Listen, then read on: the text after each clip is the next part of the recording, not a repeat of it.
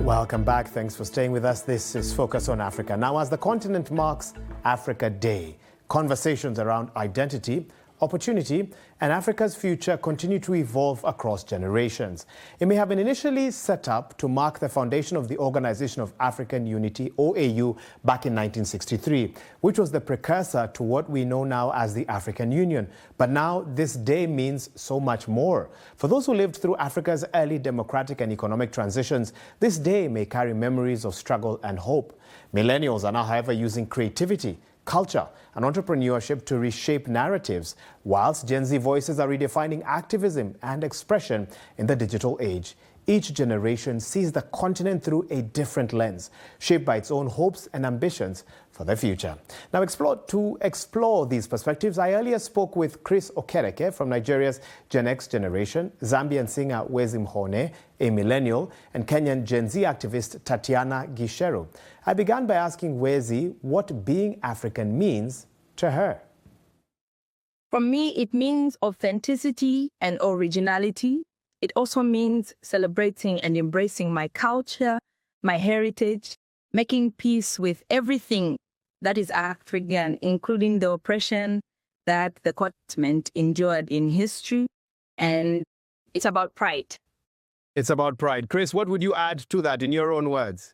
First of all, my color, my identity as a black person on the continent, and the pride of the effort of all the youths who are making strong, good efforts to stand on their own, to be resilient to the challenges day-to-day challenges they are facing. Tatiana, has anything been left on the table? Anything else you want to add as to what you identify with when you refer to yourself as an African? To me, today, being an African is being young. This is the youngest continent in the world right now, and to see what young Africans are doing, turning over tables, it's so exciting to see. You know, there's a lot of pride around Africa's history, culture, the achievements of Africans, and that's come up. So tell us a bit more about what excites you about being African, but also what concerns you about being African today.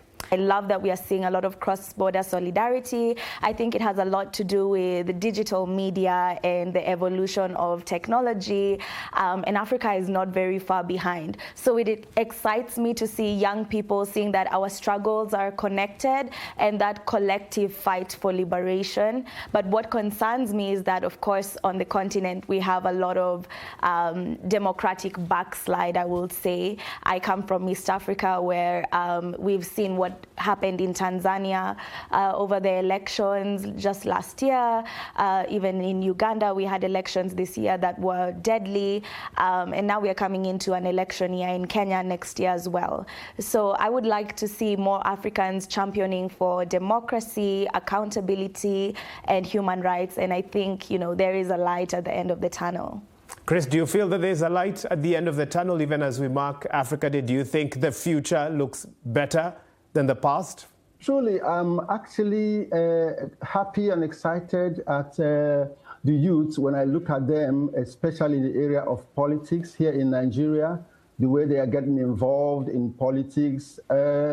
Before now in Nigeria, you know, politics were used, were led for people, who older people, older generation. And I'm hoping that from Nigeria angle here in 2027, we are still going to have a lot more of them join the bandwagon to see if they can take up the politics in the continent, take over the politics in the continent. Something that concerns me even much more is what's going on in South Africa about the xenophobia. You know, it's still the youth and other people. Instead of coming together and finding solutions to common problems, we have been divisive. And again, I'm happy that these other countries, they are chasing out, have not joined them. Everybody stay calm, hoping that South Africa will be able to resolve it. If I mention the American dream to each of you, I'm sure you have a rough idea of what that means thanks to music, movies, etc., American soft power. What is the African dream to you today? Freedom in every sense. Political freedom, financial, economic freedom, that is the dream. For individuals in Africa, for Africa collectively as 53 countries, we hope to see great leaders, independent thinkers, laboratories, medicines that are created, custom-made for our DNA, our weather, our people, you know, embracing our fabric, our style, our music, our history, our literature, our poetry, our films, and just artistry in general.